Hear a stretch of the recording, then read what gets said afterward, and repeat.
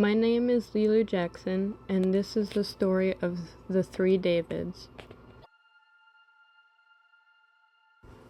This presentation will go over three different representations of David.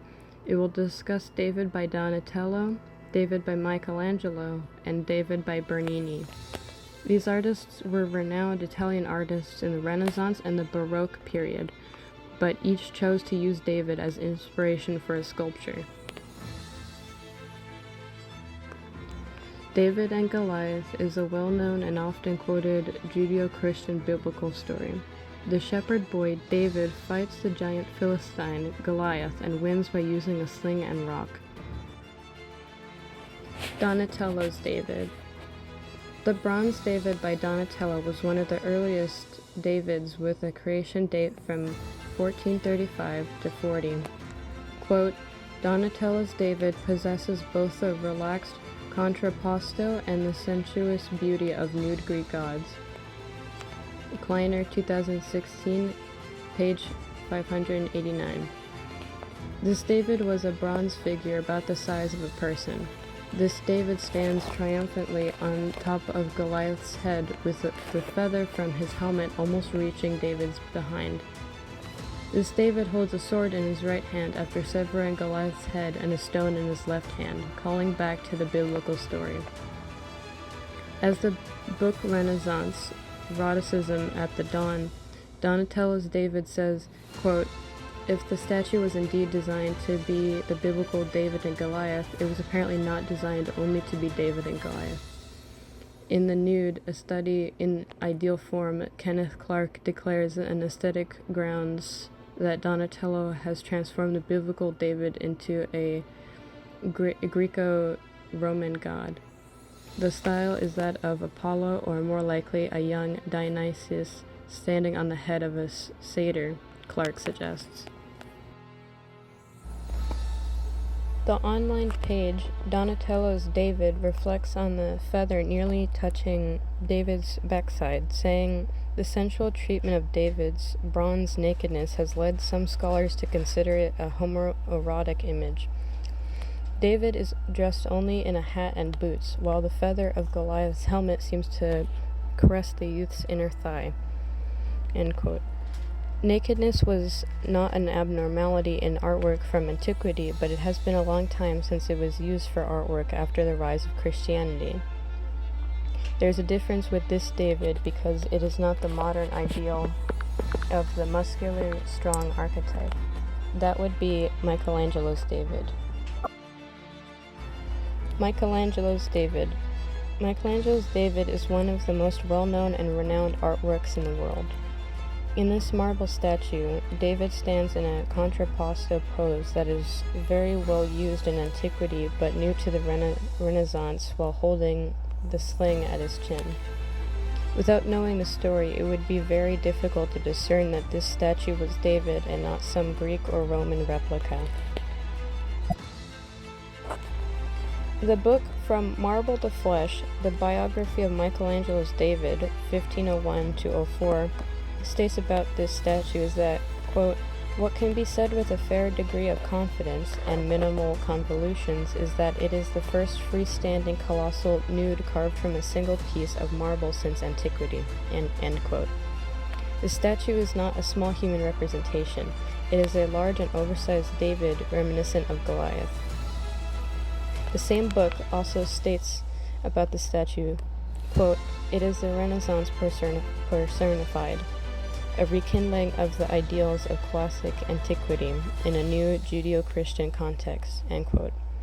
Instead of Greek or Roman gods being portrayed on a massive scale, it was a David meant to adorn a church created on a massive scale. Academia.org also says about the statue, quote, Michelangelo instead, for the first time ever, chooses to depict David before the battle. David is tense.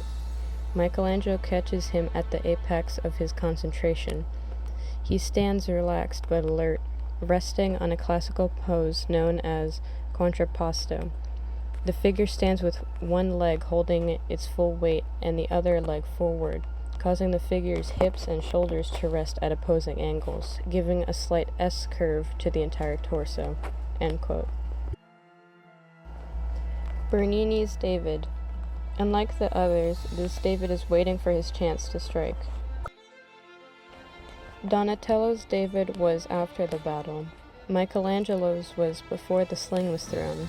Gian Lorenzo Bernini's David is in a pose ready to strike and created from 1623 to 24. Each of the three Davids shows David in a different pose, but it is Bernini's David that is in the most active role. His body is twisted, the sling and rock are in his hands, and he is about ready to strike Goliath in the head. He is caught in medias res, in the middle of things. Quote, Bernini chose to represent the combat itself and aimed to capture the split second of maximum action. End quote. Kleiner, 2016, page 706. Kleiner's book also says, quote, in Bernini's statue, David begins the violent pivoting motion that will launch the stone from his sling. A bag full of stones is at David's left hip, suggesting that he thought the fight would be tough and long. End quote. This David twists in a way that he is about to do violence. He is about to hit Goliath in the head with his sling. He is in an active role, not passive like the other statues, or at least seemingly passive. The article, Bernini's Self-Portraits as David, examines the statue as one of Bernini's ways to represent himself. As the article states, Bernini followed the scripture, which explicitly stresses David's youth. 1 Samuel 17:33. He thus portrayed himself as much younger than he was. End quote. The Borghese Gallery website says that, quote, the image of David included power and nobility and showed heroism in all its glory. Therefore, in the compositions of the 15th century, he was established as the winner. Bernini in his work showed a slightly different direction, dynamics, mental tension, and movement. His statue captures the episode of the battle itself. Bernini put his creation in line with other famous works. He showed David preparing to attack, gathering all his strength and will. The statue looks at the enemy with intense and hating eyes. End quote. Conclusion. David is a powerful figure in the Renaissance and Baroque periods. He is a figure that calls back to the Greek and Roman periods and at the same time is relevant to Christian audiences. The story of the youth who defeated the much powerful foe is still used as a way to express overcoming the impossible, the insurmountable odds. David may be a figure from the Bible, but he is still a figure of the underdog, the winner who defeated the overpowered foe. Thank you for watching. Here is my works cited page.